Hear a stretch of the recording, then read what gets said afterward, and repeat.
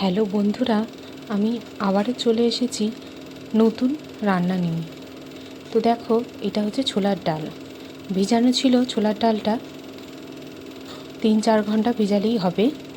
তারপরে মিক্সারে আমি একটু বেটে নিয়েছি। বেটে নেওয়ার পর একটু হলুদ, নুন আর কালো জিরে দিয়ে মাখিয়ে নিলাম। একদিকে দেখো কচু কেটে রেখেছি, ভেন্ডি, কুমড়ো। এটা দিয়ে একটা সুন্দর রেসিপি, নিরামিষ রেসিপি হবে। তো আমি একটু তেল দিয়ে, একটু নুন আর হলুদ দিয়ে এই সবজিগুলো বাতি কমিয়ে আস্তে আস্তে করে ভেজে নেব। একদম সবজিগুলো ভালো করে সেদ্ধ হয়ে যাবে। আর এটা দেখতে পাচ্ছ, এটা হচ্ছে তেঁতুল।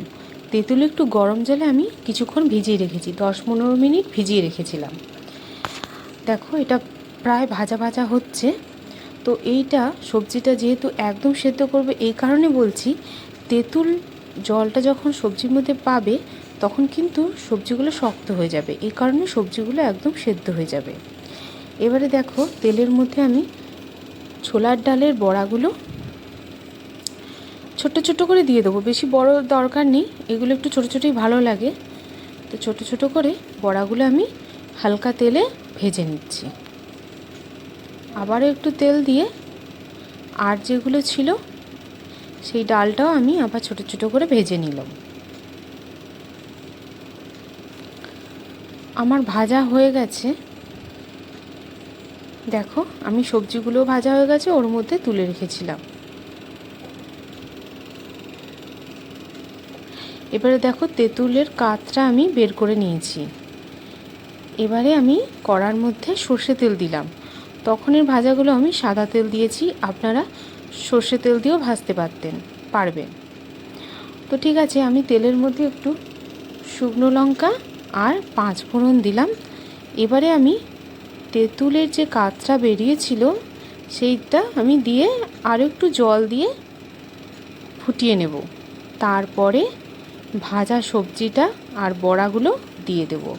এখানে একটু জল লাগবে বেশি, যেহেতু ডালগুলো জলটা টেনে নেবে। একটু নুন দিয়ে দিলাম আর একটু চিনি দিয়ে দিলাম। এখানে একটু চিনি দিলেই কিন্তু রান্নার টেস্টটা সবথেকে ভালো হবে। তো এটা তেঁতুল দিয়ে বড়ার টক, খেতে কিন্তু দারুণ হয়। আপনাদের যদি ভালো লেগে থাকে তাহলে আপনারা প্লিজ আমার চ্যানেলটাকে লাইক, কমেন্ট, সাবস্ক্রাইব করে দেবেন আর শেয়ার করতেও ভুলবেন না। তো যাই হোক, রান্নাটা আপনারা বাড়িতে ট্রাই করবেন।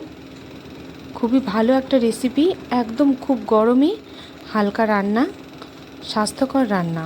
দেখুন, বড়াগুলো একদম নরম হয়ে যাবে, একদম তুলতুলে নরম হয়ে যাবে। আপনারা দেখেই বুঝতে পারছেন বড়াটা একদম সুন্দর নরম হয়ে যাবে। খেতে খুব ভালো লাগে, খুবই ভালো লাগে খেতে। এটা আপনারা মাছ দিয়েও ট্রাই করতে পারেন, ছোট ছোট মাছ দিয়েও ট্রাই করতে পারেন।